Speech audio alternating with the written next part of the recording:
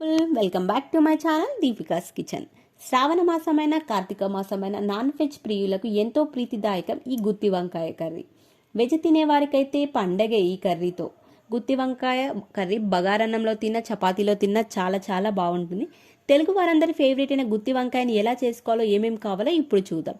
ఒక పావు కిలో వంకాయలు, కొన్ని పల్లీలు, హాఫ్ టేబుల్ స్పూన్ జీలకర్ర, 5 నుండి 6 కాజులు, కొంచెం ఎండు కొబ్బరి, కొన్ని ధనియాలు, కొన్ని నువ్వులు, కొన్ని స్పైసెస్, 4 యాలకులు, లవంగాలు, చెక్క. ఇప్పుడు స్టవ్ ఆన్ చేసి ప్యాన్ పెట్టుకొని ప్యాన్ హీట్ అయ్యాక పల్లీలు వేసుకోవాలి. పల్లీలను కలుపుతూ 3 నుంచి 4 నిమిషాల పాటు దోరగా వేయించుకోవాలి. పల్లీలు వేగాక కొన్ని ధనియాలు, స్పైసెస్ వేసి కలుపుకోవాలి. ఇప్పుడు జీలకర్ర, 5 నుంచి 6 కాజులు, అలాగే ఎండు కొబ్బరి ముక్కలను వేసి వేయించుకోవాలి. ఎండు కొబ్బరి ముక్కలు వేస్తున్నాను కాబట్టి ముందుగానే వేస్తున్నాను. మీ దగ్గర ఎండు కొబ్బరి తురుము ఉన్నట్లయితే దానిని మీరు నువ్వులతో పాటు వేసుకోవచ్చు.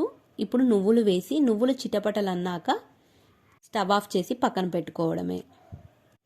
వేయించుకున్నవన్నీ చల్లారాక ఇప్పుడు ఒక మిక్సీ గిన్నెను తీసుకొని వేయించుకున్నవన్నీ ఇందులో వేసి, అలాగే 2 స్పూన్ల కారము, చిటికెడు పసుపు, దాదాపు 10 వరకు వెల్లుల్లి వేసుకోవాలి.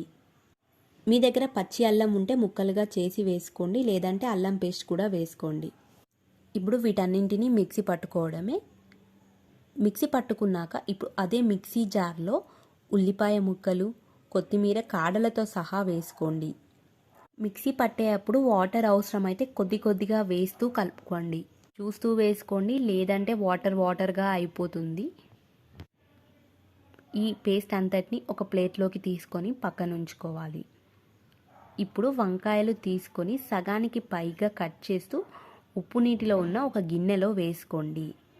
నేను నల్ల వంకాయలు తీసుకున్నాను, మీరు పచ్చ వంకాయలను తీసుకున్న టేస్ట్ బాగానే ఉంటుంది. పురుగులు ఉంటాయి, చూస్తూ కట్ చేసుకోండి.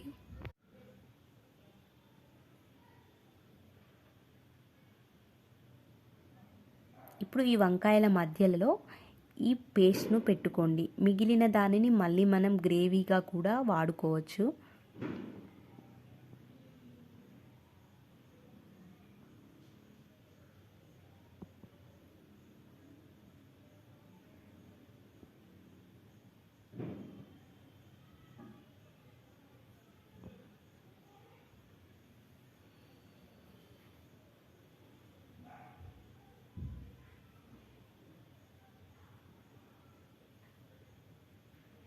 ఇప్పుడు స్టవ్ ఆన్ చేసి కుక్కర్ పెట్టుకొని మీరు నార్మల్ కడాయిలో కూడా చేసుకోవచ్చు. కుక్కర్ అయితే ఫాస్ట్గా అవుతుంది.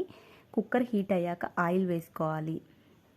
ఇప్పుడు అదే ఆయిల్లో జీలకర్ర, ఆవాలు వేసి కలుపుకోండి.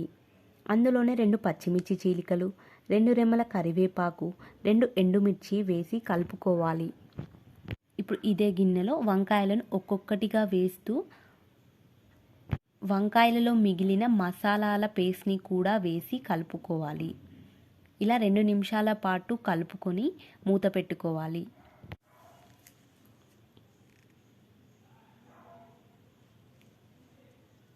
ఇప్పుడు మూత తీసి 150 ml వరకు వాటర్ పోసుకొని, అలాగే కొంచెం చింతపండు నీరు కూడా పోసుకొని కుక్కర్ మూతని పెట్టుకోండి.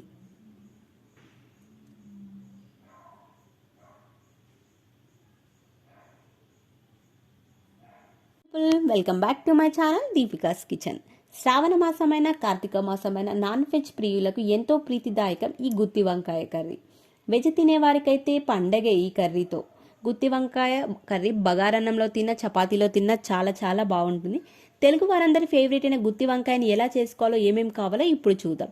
ఒక పావు కిలో వంకాయలు, కొన్ని పల్లీలు, హాఫ్ టేబుల్ స్పూన్ జీలకర్ర, 5 నుండి 6 కాజులు, కొంచెం ఎండు కొబ్బరి, కొన్ని ధనియాలు, కొన్ని నువ్వులు, కొన్ని స్పైసెస్, 4 యాలకులు, లవంగాలు, చెక్క. ఇప్పుడు స్టవ్ ఆన్ చేసి ప్యాన్ పెట్టుకొని ప్యాన్ హీట్ అయ్యాక పల్లీలు వేసుకోవాలి. పల్లీలను కలుపుతూ 3 నుంచి 4 నిమిషాల పాటు దోరగా వేయించుకోవాలి. పల్లీలు వేగాక కొన్ని ధనియాలు, స్పైసెస్ వేసి కలుపుకోవాలి. ఇప్పుడు జీలకర్ర, 5 నుంచి 6 కాజులు, అలాగే ఎండు కొబ్బరి